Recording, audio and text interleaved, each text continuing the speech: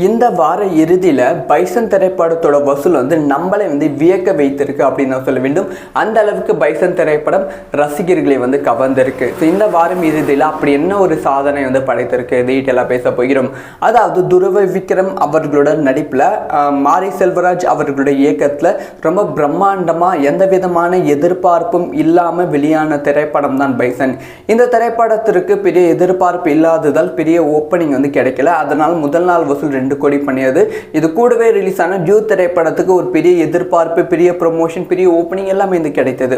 முதல் நாள் இந்த திரைப்படத்திற்கு ஒரு பெரிய பாசிட்டிவான விமர்சனம் வந்ததால் அதுக்கு அடுத்த நாள் மக்களோட கூட்டம் இந்த திரைப்படத்திற்கு ரொம்ப அதிகமானது. திரையரங்க உரிமையாளர்களும் இந்த திரைப்படத்திற்கு அதிகமான சப்போர்ட் பண்ண ஆரம்பித்து விட்டார்கள். திரையரங்குகளோட எண்ணிக்கை, ஸ்க்ரீன் கவுண்ட் இன்க்ரீஸ் பண்ண ஆரம்பித்து விட்டார்கள். ஸோ முதல் வாரம் முடிவில், அதாவது ஒரு திரைப்படம் ரிலீஸ் ஆகுதுன்னா முதல் வாரம் தான் டார்கெட் பண்ணுவாங்க. அந்த Saturday Sunday, first Saturday Sunday target பண்ணுவாங்க. அதே மாதிரி தான் இந்த திரைப்படம் ஃபர்ஸ்ட் சாட்டர்டே சண்டே முதல் நாளை விட 3 மடங்கு அதிகமாக 12 கோடி ரூபாய் சாட்டர்டே கலெக்ஷன் பண்ணியிருந்தது. சண்டே 8 கோடி ரூபாய் கலெக்ஷன் பண்ணியிருந்தது. முதல் சாட்டர்டே சண்டே ஒரு சூப்பரான கலெக்ஷன். அதுக்கப்புறமா வீக் டேஸ் வந்ததால் அந்த திரைப்படத்தோட கலெக்ஷன் கொஞ்சமாக டவுன் ஆச்சு. ஆனால் ஒரு ஸ்டாண்டர்டான கலெக்ஷன் இருந்தது. நைட் ஷோ, ஈவினிங் ஷோலாம் மக்களோட கூட்டம் வர ஆரம்பித்து கொண்டு தான் இருந்தது பைசன் திரைப்படத்திற்கு.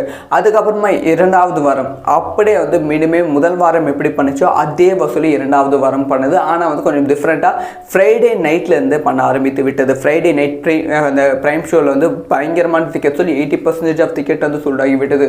சாட்டர்டே சண்டே இந்த 2 ஷோவும் பக்காவாக மக்கள் யாருமே ரசிகர்கள் தயாரிப்பாளர் எதிர்பார்க்காத அளவுக்கு 13 கோடி ரூபாய் வசூல் செய்தது. அதாவது முதல் வாரத்தை விட இரண்டாவது வாரம் ரொம்ப அதிகம். இப்போ மூன்றாவது வாரம், அதாவது நேற்று முந்தின சாட்டர்டே சண்டே இந்த வசூல் கொஞ்சம் கூட தயாரிப்பு நிறுவனம் எதிர்பார்த்திருக்காது. ஸோ படம் ரிலீஸ் ஆகி முதல் 2 வாரம் வசூல் செய்வது வேற. எந்த திரைப்படம் ரிலீஸ் ஆனாலும் முதல் வாரம் பெரிய வசூலாக இருக்கும், இரண்டாவது வாரம் லைட்டாக டவுன் ஆகியிருக்கும். ஆனால் பைசன் திரைப்படத்தோட வசூல் முதல் வாரம் எப்படி இருக்கோ அதே மாதிரி அதை விட 2வது வாரம் அதிகமாக தான் இருக்கும். 3வது வாரம் அது அப்படியே ஸ்டாண்டர்டாக இருக்கு. இது மக்களை ஆச்சரியப்படுத்தி இருக்கு. ஸோ இப்போ லாஸ்ட் 2 டேஸில் மட்டுமே பைசன் திரைப்படம் 17 கோடி ரூபாய் வரைக்குமே கலெக்ஷன் பண்ணியிருக்கும். அதாவது 3வது வாரம் மட்டுமே 17 கோடி ரூபாய் அப்படி சொல்லப்படுகிறது. இதில் நம்மள இன்னுமே வியக்க வைக்கிற விஷயம் என்ன அப்படின்னு பார்த்தீங்கன்னா, ஃபாரின் கண்ட்ரீஸில் அதிகமான வசூல் இந்த திரைப்படம் பண்ணியிருக்கோம். முதல் 2 வாரம் ஃபாரின் கண்ட்ரீஸில் இந்த திரைப்படத்திற்கு பெரிய இம்பார்ட்டன்ஸ் கொடுக்கல. 10 நாளைக்கு அப்புறம் தான் ஃபாரின் கண்ட்ரீஸில் என்னென்ன தேட்டரில் இந்த திரைப்படம் ரிலீஸ் ஆகுதுன்னு டிஸ்ட்ரிபியூட்டர்ஸ் ஒரு பெரிய ப்ரொமோஷன் மாதிரி பண்ணாங்க.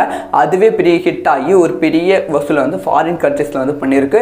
ஸோ இந்த திரைப்படம் இன்னுமே அடுத்தடுத்த வாரங்கள் பெரிய வசூல் பண்ணுவதற்கான வாய்ப்புகள் இருக்குது. ஏன்னா எந்த பெரிய திரைப்படம் வராததால் இந்த திரைப்படத்திற்கு மக்களோட கவனம் அதிகமாக இருப்பதற்கான வாய்ப்புகள் ரொம்ப அதிகம். ஆக மொத்தத்தில் பைசன் திரைப்படம் தயாரிப்பு நிறுவனத்துக்கு மட்டும் இல்லாமல் திரையரங்க உரிமையாளர்கள், டிஸ்ட்ரிபியூட்டர்ஸ் எல்லாத்திற்குமே பெரிய லாபத்தை கொடுத்திருக்கு.